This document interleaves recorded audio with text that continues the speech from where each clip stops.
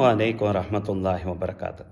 இந்த உலகத்தில் பணபலத்தோட அதிகார வர்க்கத்தில் இருக்கக்கூடிய நபர்களுடைய பிள்ளைகள் சுதந்திரமாக தவறு செய்கிறார்கள்.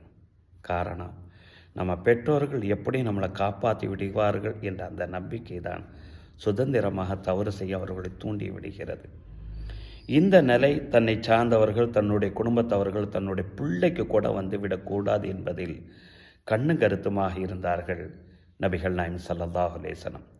சஹீஹுல் புகாரி, முஸ்லீமில் இந்த ஹதீஸு பதிவு செய்யப்பட்டிருக்கு. வாந்திர் அஷீரத்தக்கல் அக்கரபீன் என்ற ஒரு வசனம் இறங்கியது. நபியே, உங்களுடைய நெருங்கிய குடும்பத்தினரை அச்சமூட்டி எச்சரிக்கை செய்வீராக என்பதான் அந்த வசனம்.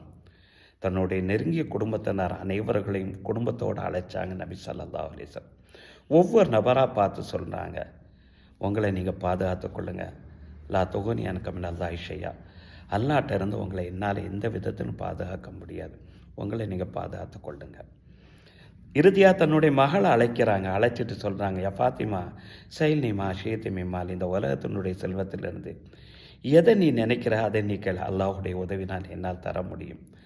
ஆனால் லா தொகுனி அன்னைக்கு மினல்லாஹி ஷையா, அல்லாட்டிருந்து மறுமையினால் உன்னை என்னால் பாதுகாக்க முடியாதுமா, உன்னை நீ பாதுகாத்துக்கொள், நல்ல இடத்தில் ஈடுபடுத்திக் கொள் என்றார்கள் நபிகள் நாயகம் ஸல்லல்லாஹு அலைஹி வஸல்லம். இந்த உணர்வு தான் நமக்கு இருக்க வேண்டும் இன்ஷா அல்லாஹ் தஆலா.